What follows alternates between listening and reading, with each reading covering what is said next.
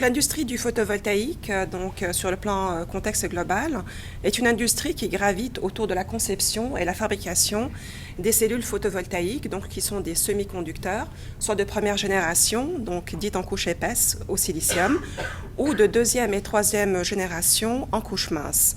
Généralement tellurure de cadmium et arsénure de gallium, et ces cellules ont la propriété de générer de l'électricité lorsqu'elles sont exposées donc à l'énergie solaire. Sur le plan application, donc ces cellules sont utilisées soit de façon isolée pour des montres, des calculettes ou des radioréveils, ou bien elles sont montées en série pour former des panneaux photovoltaïques qui, associés à différents accessoires, comme les batteries onduleurs câblage, forment ce qu'on appelle un système photovoltaïque. L'industrie du photovoltaïque génère des emplois tout au long donc de son cycle de vie, qui comprend la phase de production, c'est-à-dire fabrication des cellules, montage en série. La phase d'exploitation, qui est de loin la plus longue de 20 à 30 ans, c'est l'installation des systèmes PV, entretien et maintenance. Et enfin, la fin de vie des installations des systèmes et traitement des déchets. Et en 2014, on a dénombré près de 2,5 millions d'emplois directs ou indirects dans cette industrie. Les objectifs de ce travail a été donc de réaliser le bilan de la revue de la littérature scientifique dans le domaine de l'énergie PV, de dresser le portrait de l'industrie du PV au Québec, d'identifier les substances chimiques auxquelles sont exposés les travailleurs et de documenter les risques potentiels. La méthodologie comporte 3 volets. Tout d'abord, une revue de la littérature, aussi bien scientifique que grise, essentiellement des sites web gouvernementaux et institutionnels, des groupements professionnels et également des entreprises privées. Une identification comme deuxième volet des entreprises québécoises qui œuvrent dans l'industrie du PV en faisant appel à des sources multiples, généralement donc associatives. Et enfin, une enquête menée auprès des entreprises québécoises du PV, laquelle enquête donc a été menée grâce à l'élaboration et à la validation de 2 questionnaires d'enquête qui s'adressaient uniquement donc aux propriétaires ou aux responsables des ressources humaines, à 2 types d'entreprises.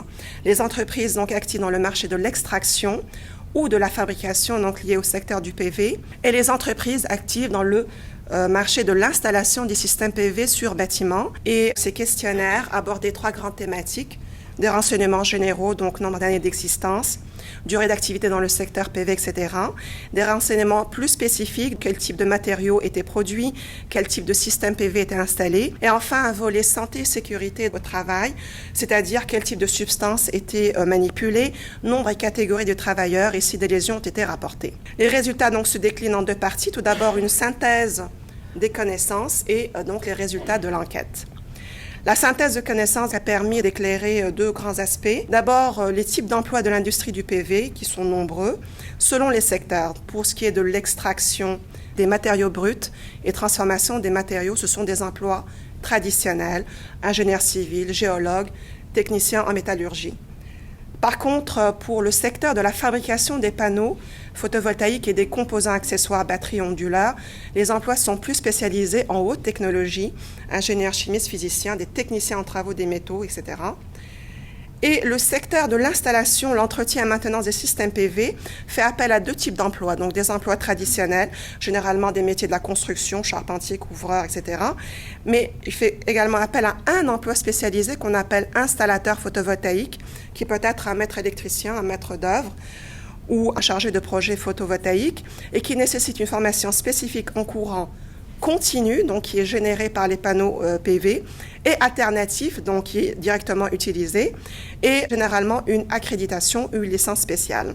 La synthèse des connaissances a permis également d'éclairer les risques en santé et sécurité qui sont associés à l'industrie du PV, qui n'en est pas exempt, et ce sont des risques à la fois sanitaires et sécuritaires et qui s'égrènent tout au long du cycle de vie. Pour ce qui est donc des risques sanitaires associés à un ensemble de substances potentiellement toxiques auxquelles sont exposés les travailleurs et qui mêlent à la fois des toxiques cancérogènes et des toxiques non cancérogènes.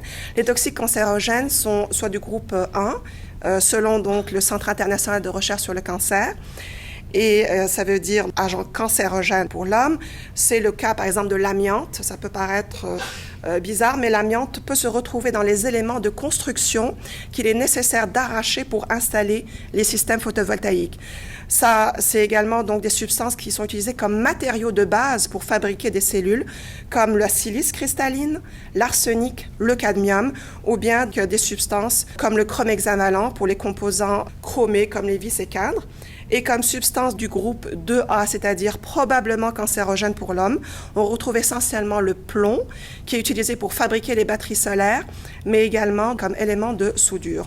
Les toxiques non cancérogènes regroupent des substances toxiques pour différents organes, foie, poumons, reins, et ce sont des substances utilisées dans la fabrication des cellules comme le cuivre, des gaz comme gaz arsine germane et tétrachlorure de carbone.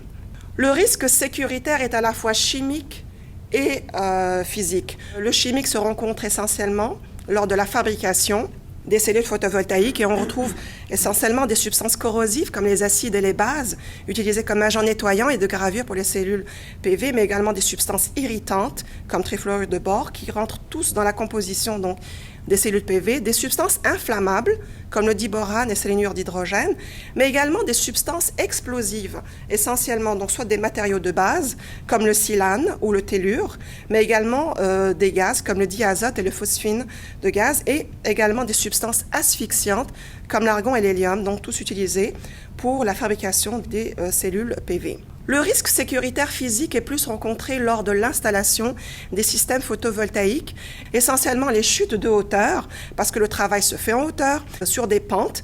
Il y a des montages d'échafaudage, risque de glissade, de chute d'objets, voire d'effondrement des panneaux sous le poids donc des travailleurs et aggravé par des conditions climatiques extrêmes ou de forts degrés de pente.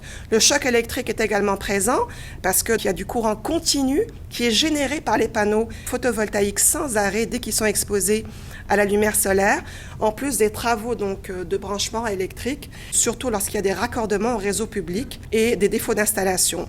On compte également des blessures dues aux travaux de manutention, des risques ergonomiques dus à la manipulation et déplacement des panneaux PV qui sont quand même lourds, également des brûlures thermiques dues à la chaleur générée par les panneaux PV, surtout en cas de forte chaleur, des risques incendies dus aux arcs électriques qui peuvent être générés par le courant continu, ainsi que des risques de collision et de choc dus à des engins lourds, parce qu'il ne faut pas oublier que lors de l'installation des systèmes photovoltaïques, c'est un véritable chantier donc, qui s'installe. Résultats issus de l'enquête auprès des entreprises québécoises.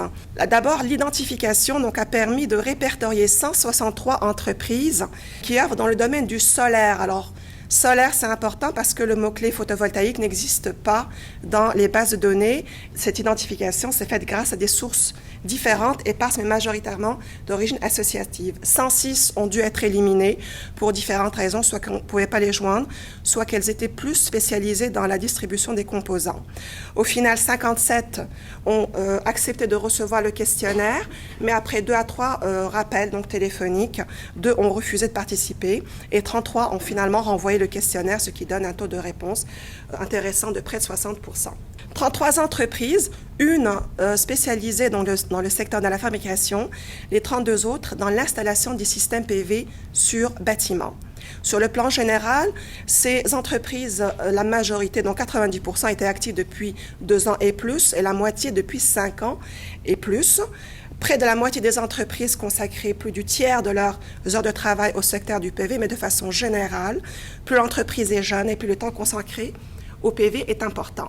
Sur le plan spécifique, l'entreprise active dans le secteur de la fabrication produit du tellurure de cadmium à usage solaire, mais elle était également active dans le recyclage des métaux et les opérations étaient menées en salle blanche, c'est-à-dire des salles équipées pour éviter, donc limiter la génération de particules. Pour ce qui est donc des entreprises actives dans l'installation des systèmes PV sur le bâtiment, elles installaient à la fois des systèmes photovoltaïques autonomes, c'est-à-dire dotés de batteries solaires, mais également des systèmes qui étaient raccordés au réseau public, mais la prédominance était plus pour les systèmes autonomes et essentiellement en milieu résidentiel. Donc, de nombreux travaux accompagnent justement l'installation des systèmes PV, essentiellement des travaux de câblage, c'est-à-dire branchement en série des panneaux, raccordement aux onduleurs et batteries, mais également des travaux de raccordement au réseau électrique, comme de nombreux travaux d'installation de supports, aussi bien en toit incliné qu'en toit plat, pose donc des panneaux PV, montage d'échafaudage, en plus d'un contrôle de la couverture de toit existante. Ces entreprises faisaient également de l'entretien et la maintenance des systèmes PV pour la plupart, la désinstallation des panneaux, mais comme c'est un secteur émergent, donc une activité qui va venir par la suite, mais la majorité collectait les onduleurs et les batteries solaires en fin de vie.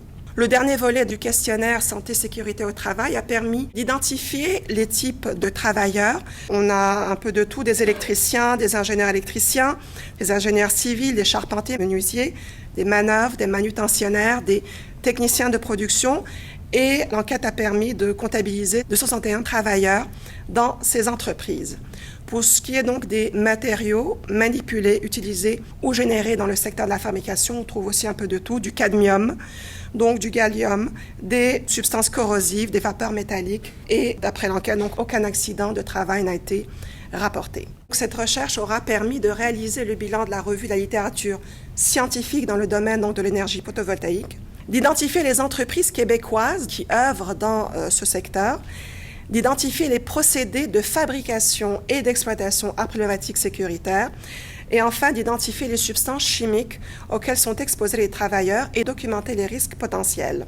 Les retombées pour l'industrie du photovoltaïque au Québec sont intéressantes. Cela a permis d'avoir une vision globale de l'industrie du PV au Québec, une compréhension beaucoup plus large de l'impact de la production et de la mise en exploitation des systèmes PV sur la santé et la sécurité au travail, et enfin une meilleure identification des besoins prioritaires en formation.